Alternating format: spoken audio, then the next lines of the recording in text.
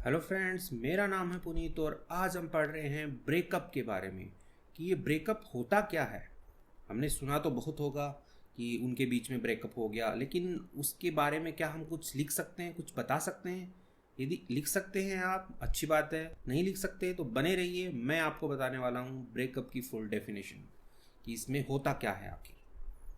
अब ब्रेकअप, अब ये जो ब्रेकअप होता है ये एक टर्म है जो कि कोई भी रिश्ता जो होता है एक लड़का एक लड़की के बीच में जब वो टूटता है तो उसको ब्रेकअप नाम से जाना जाता है। जनरली शादीशुदा होते हैं उनके बीच में यदि रिश्ता टूटता है तो उसको डाइवोर्स बोलते हैं। आप डिवोर्स भी सुना ही होगा, तलाक जिसे कहते हैं। और इंग्लिश के अंदर सिंपल जो नॉर्मल रिश्ता टूटता है उसे ब्रेकअप बोला जाता है। तो अब ब्रेकअप एक ब्रेकअप जो है इज है अ डिफ़िकल्ट यानी कि एक मुश्किल या कठिन एंड और पेनफुल यानी कि दर्दनाक एक्सपीरियंस यानी कि अनुभव है। एक कठिन मुश्किल दर्दनाक अनुभव है ब्रेकअप जो है, दैट जो कैन लीव। अब लीव मतलब होता है छोड़ना, कैन लीव वो छोड़ सकता है। लास्टिंग, लास्टिंग यानी कि लंबे समय तक रहने वाला। लास्टिंग जैसे कहते हैं ना कि लॉन्ग लास्टिंग है ये, यानी कि लंबे समय तक चलने वाला है। कोई गाड़ी ली अच्छी क्वालिटी की, लॉन्ग लास्टिंग चलेगी तो ये लंबे समय तक चलेगी। वैसे ही कैन लीव छोड़ सकता है, लास्टिंग यानी कि लंबे समय तक रहने वाला, इमोशनल यानी कि भावनात्मक यानी कि जो मन में लगता है वैसा, स्कार यानी कि निशान, जो जैसे कि अपने स्किन पे कहीं पे कट लग जाता है वहाँ पे निशान हो जाता है उसको क्या बोलते हैं, स्कार बोलते हैं। वैसे ही इमोशनल स्कार है जो मन के ऊपर जो निशान छोड़ देता है तो वो होता है ब्रेकअप। इट कैन, यह कर सकता है, क्या कर सकता है, कॉज। कॉज मतलब होता है कि कारण करना या कुछ ऐसा कारण जिसके कारण कुछ पैदा हो जाता है। तो कॉज यदि ब्रेकअप होता है, इट कैन कॉज यह पैदा कर सकता है। इंटेंस, इंटेंस यानी कि तीव्र तेज। फीलिंग्स, फीलिंग्स यानी कि भावनाओं को। ऑफ किसकी, सैडनेस, सैडनेस यानी कि दुख की, दुख की जो भावनाएं होती हैं उनको है पैदा कर सकता है। एंगर, गुस्से की भावना को पैदा कर सकता है।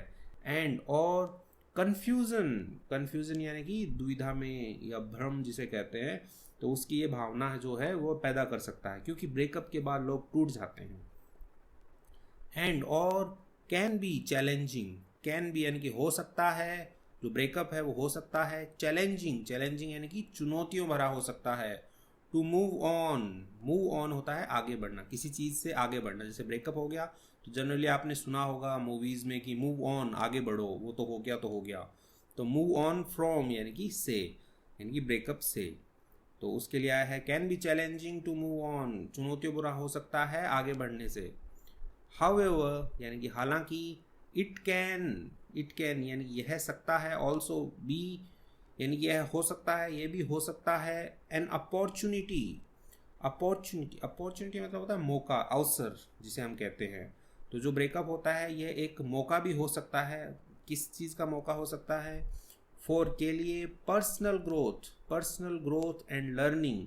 पर्सनल होता है कि व्यक्तिगत, जो खुद के लिए होता है। ग्रोथ यानी कि आगे बढ़ना, ठीक है। और लर्निंग मतलब होता है कि सीखना।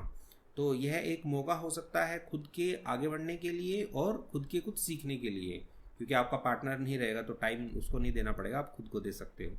एंड और फॉर डिस्कवरिंग, डिस्कवरिंग यानी कि खोजने के लिए। व्हाट क्या, ट्रूली मैटर्स, ट्रूली होता है वास्तव में, ठीक है। मैटर्स यानी कि जो भी मायने जो होते हैं कि वास्तव में क्या मायने करता है, ठीक है। इन a relationship, in a relationship यानी कि एक रिश्ते के अंदर क्या मायने कर सकता है ये आप खोज सकते हो। तो ये आपको उस चीज़ का भी मौका देता है कि रिश्ता क्यों टूटा, थोड़ा डीप एनालिसिस करने के लिए, यानी कि अंदर तक गहराई तक सोचने के लिए। विथ टाइम यानी कि समय के साथ। एंड और सेल्फ केयर यानी कि खुद की देखभाल, ठीक है। तो समय के साथ और खुद की देखभाल के साथ। हीलिंग, हीलिंग क्या होता है कि जैसे कहीं पे कट लग गया, घाव भर जाता है, ठीक हो जाता है, वैसे ही जो हीलिंग होती है, क्योंकि यहाँ पे मन का घाव है वो भरेगा। तो हीलिंग इज है पॉसिबल, पॉसिबल यानी कि संभव है, जो ठीक होना है वह संभव है। एंड और न्यू बिगनिंग्स यानी कि जो नई शुरुआत है, कैन हो सकती है। अराइज, अराइज होता है उगना, जैसे सूरज उगता है वैसे ही नई बिगनिंग जो है कैन अराइज, उग सकती है, उठ सकती है। फ्रॉम यानी कि से, कहाँ से, द एशेज ऑफ। अब ऐश क्या होता है, जो राख होती है, चिता जो होती है उसको ऐश कहते हैं। तो ऐशेज जो राख है, ऑफ यानी कि किसकी राख है, अ फेल्ड रिलेशनशिप। फेल यानी कि असफल, जो फेल हुई हुई है, असफल रिलेशनशिप यानी कि जो संबंध जो है, जो फेल हुआ हुआ असफल जो संबंध है, उसकी राख से ऊपर उठ सकती है न्यू बिगनिंग्स यानी कि नई शुरुआत। इसी के साथ में ये कंप्लीट होता है। अब कुछ वर्ड मीनिंग्स हैं जो इसमें यूज़ हुए हैं, आपकी इंग्लिश इंप्रूव करने में सही में मदद करेंगे। चलिए वो देख लेते हैं। ब्रेकअप यानी तो ब्रेकअप होता ही है। डिफ़िकल्ट यानी कि कठिन, मुश्किल। तो ऊपर आया था कि डिफ़िकल्ट और पेनफुल एक्सपीरियंस होता है। पेनफुल यानी कि दर्दनाक एक्सपीरियंस, एक्सपीरियंस यानी कि अनुभव, दर्दनाक अनुभव जो है। इमोशनल यानी कि भावनात्मक, यानी कि भावना, दिल तक वो जो टूटता है, दिल तक टच करने वाली चीज़ें होती है, उसे इमोशनल कहते हैं। स्कार्स यानी कि निशान, यदि आपके कहीं पे घाव हो जाता है तो घाव ठीक होने के बाद में वहाँ पे एक निशान रह जाता है, तो उसे क्या कहते हैं, स्कार्स। सैडनेस यानी कि दुख। एंगर यानी कि गुस्सा, जो गुस्सा आता है, एंगर जो होता है। कन्फ्यूज़न यानी कि दुविधा में होना, भ्रम में होना। चैलेंजिंग यानी कि चुनौतीपूर्ण, तो कोई भी जो काम होता है वो चुनौतीपूर्ण होता है, यानी कि उसमें मुश्किलें होती हैं, चुनौतियाँ होती हैं। पर्सनल ग्रोथ यानी कि व्यक्तिगत विकास, यानी खुद का जो विकास होता है, व्यक्ति का जो खुद का विकास होता है कि वो कुछ नया सीख रहा है। जैसे आप इंग्लिश सीख रहे हैं तो आप क्या कर रहे हो, पर्सनल ग्रोथ कर रहे हो अपनी इंग्लिश लर्निंग में। लर्निंग यानी होती है सीखना।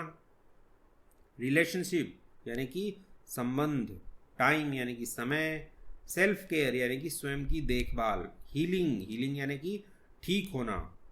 हीलिंग यानी कि ठीक होना, जैसे घाव भरता है ठीक होता है वैसे ही ठीक होना। न्यू बिगनिंग्स यानी कि नई शुरुआत। फेल्ड यानी कि असफल। तो इसी के साथ ये कंप्लीट होता है। यदि आपको वीडियो अच्छा लगा हो तो इसको लाइक कीजिए, चैनल पे नए हैं तो इसे सब्सक्राइब कीजिए। Thank you.